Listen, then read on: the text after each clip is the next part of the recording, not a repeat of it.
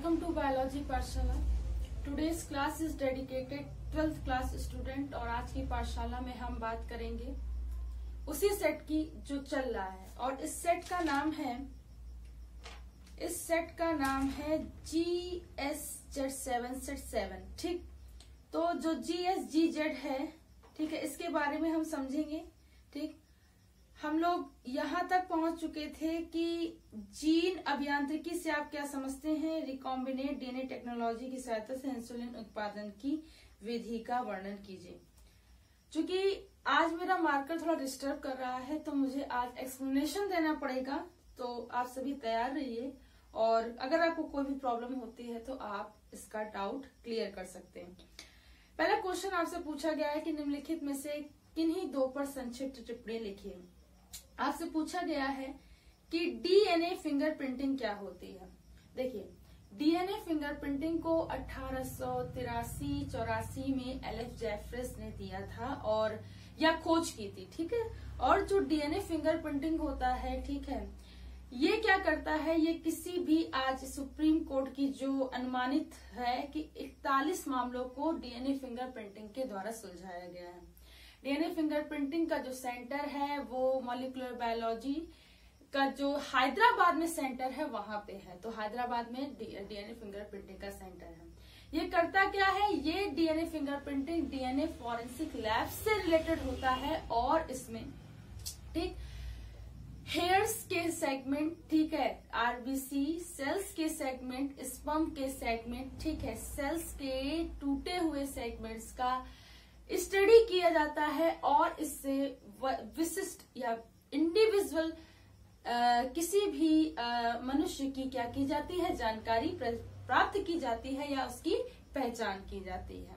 तो ये सबसे बड़ा इसका क्या होता है, प्रयोग होता है, मेजरमेंट प्रयोग होता है।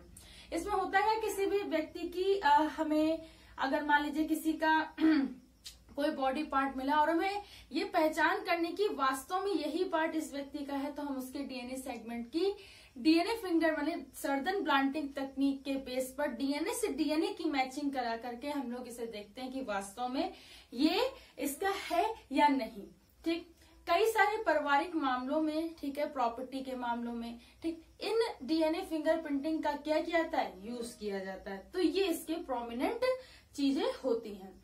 किसी कोई भी माता पिता है, उनकी संतान ये है या नहीं है, इनकी भी पहचान डीएनए फिंगरप्रिंटिंग की सहायता से की जाती है।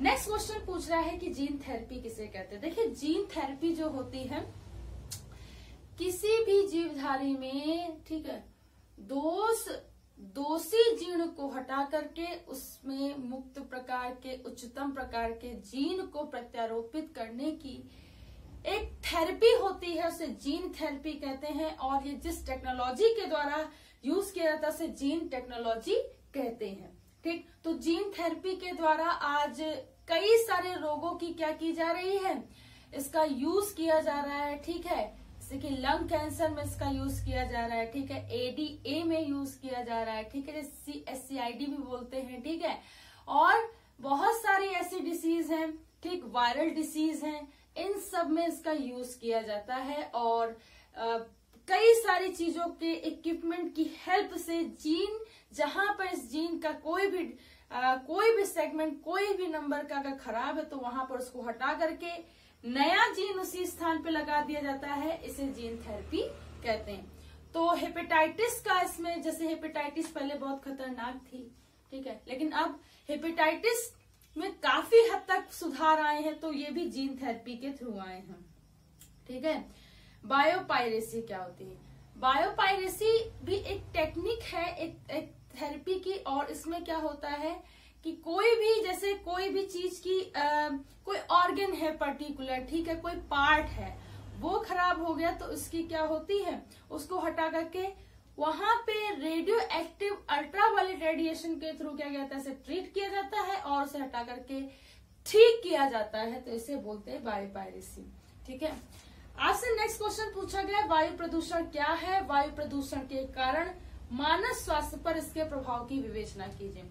ये क्वेश्चन हम कई वर्षों से पढ़ते आ रहे हैं, समझते आ रहे हैं, ठीक है, और हमें काफी कुछ जानकारी पता है, कुछ हम आपको बता दे रहे हैं। देखिए, विभिन्न प्रकार के प्रदूषकों की सहायता से वायुमंडल में उपस्थित, ठीक है, जो संतुलन है वो बिगड़ जाता है और इससे विभिन्न प्रकार के प्रदूषक वायु को प्रदूषित कर देते हैं, जिससे विभिन्न प्रकार की बीमारियां हो जाती हैं। ठीक है, इसे वायु प्रदूषण कहते हैं। वायु प्रदूषण के कुछ इंडेक्स होते हैं, उस इंडेक्स को 12th क्लास में देना बहुत इंपॉर्टेंट होता है। तो जो सूचकांक है, दिल्ली है, कानपुर है, ठीक है, ये इनकी क्या श्रेणी है, ठीक है, क्यों इतना प्रदूषित है, तो इन सब का हमें क्या देना पड़ता है, डेटा देना होता है। तो ये आपके लिए क्या होता है, नेसेसरी होता है। मानव स्वास्थ्य पर इसके देखिए, न्यूमोक्यूलोसिस बीमारी, निमोनिया हो गया, लंग की बीमारी, लंग कैंसर, अस्थमा, ठीक, और जितनी भी नेजल से रिलेटेड है, तो ये सारी बीमारियां क्या हो रही है आजकल, वायु प्रदूषण से हो रही है। ठीक है, तो ये आपको ध्यान रखना है। बाकी इसकी डिटेल आप, ठीक है, सबको पता है, कुछ चीजें आप लोग अच्छे से लिख लेंगे। और इसमें आपको जो बेसिक चीजें वो हम बता दे रहे हैं। इसमें आपको जैसे गैसें हैं, गैसो SO2, CO2, CF4, CFCS, CCl4, ठीक है, ठीक, O3, N2O, तो इन सब के आपको क्या है, प्रभाव पता होना चाहिए कि कैसे जीवन पर प्रभाव डाल रही है। आपसे पूछा गया निषेचन की क्रिया किसे कहते हैं, मनुष्य में होने वाली क्रियाओं का उल्लेख कीजिए तथा अंडाणुओं में शुक्राणुओं के प्रवेश का नामांकित चित्र बनाइए। तो नामांकित चित्र वाला वो हम कल बताएंगे, बाकी क्रिया आज बता दे रहे थे। निषेचन की क्रिया क्या होती है,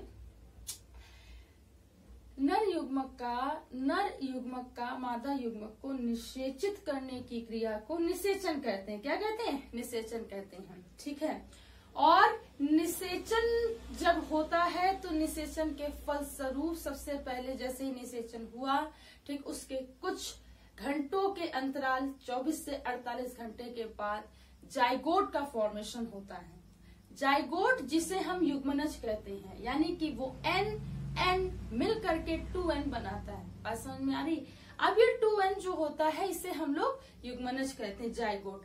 जाइगोट से क्या होता है, ठीक है, हम ह्यूमन की बात करें, जाइगोट से बना एम्ब्रियो। जैसे ही एम्ब्रियो में डेवलपमेंट होता है तो ये एम्ब्रियो में एम्ब्रियोजेनेसिस की पूरी प्रोसेस स्टार्ट हो जाती है। तो एम्ब्रियो का डेवलपमेंट स्टार्ट हो जाता है। तो मॉरुला, ब्लास्टुला, ग्लैस्टुला, ब्लास्टोमियर, ये सारे इसके स्टेजेस होते जाते हैं। मॉरुला, ब्लास्टुला, ग्लैस्टुला, ब्लास्टोमियर के बाद, ठीक है, इन्फेंट्स का डेवलपमेंट होता है और इस इन्फेंट्स का पार्चुरेशन के बाद वो क्या होता है, वो जन्म लेता है। तो ये सारी चीजें होती हैं और इसका आपको क्या करना पड़ता है, बताना पड़ता है। मॉरुला एक सॉलिड लाइक स्ट्रक्चर होता है, सर्कुलर होता है, ठीक, 8 सेल्स होती है।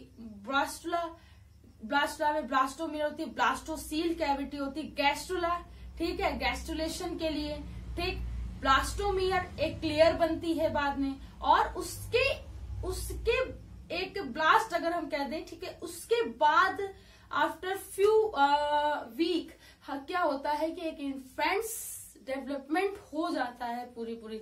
अब यहीं पे ऑर्गेनोजेनेसिस का प्रोसेस होता है। कैसे, देखिए 3 जर्म लेयर्स होती हैं, एक होती है एक्टोडर्म, एक होती है मेसोडर्म, एक होती है एंडोडर्म। एक्टोडर्म के क्या बोल सकते हैं, कुंडलन से, एक्टोडर्म के कुंडलन से लीवर हो गई, ठीक है, पेनक्रियाज हो गए, ठीक, नर्वस सिस्टम हो गया, ये सब चीजें बनती हैं।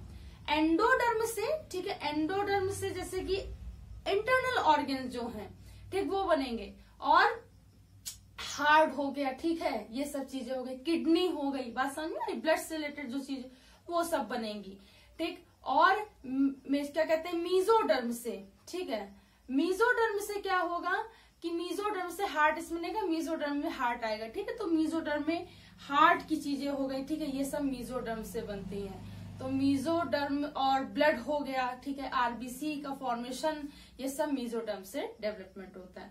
तो ये इस तरीके से काम करता है बच्चों, और आपको ये सारी चीजें बतानी होती है। नामांकित चित्र हम बना देंगे, ठीक है, एक स्पर्म ओवम का बना देंगे। सो आज की पाठशाला में इतना ही। कल की पाठशाला में हम आगे की बात करेंगे। आज की पाठशाला में हम एक मोटिवेशन मैसेज देना भूल गए थे, जो मेरे सबसे नजदीक है। मोटिवेशन मैसेज मेरी जीवन का एक सिद्धांत है जो हम आप सभी से रोज शेयर करते हैं। मेरा मानना है कि लाइफ में मोटिवेशन मैसेज एक रेमेडी की तरीके काम करता है।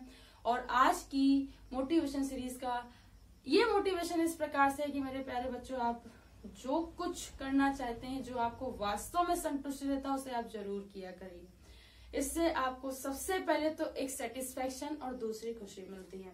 इसलिए हमेशा प्रयास करते रहिए, जो आप करना चाहते हैं वो आप करते रहिए। छोटी छोटी चीजें जीवन में बहुत मायने रखती हैं, इसलिए संतुष्ट रह करके जीवन में कोशिश करिए आगे बढ़ने के लिए।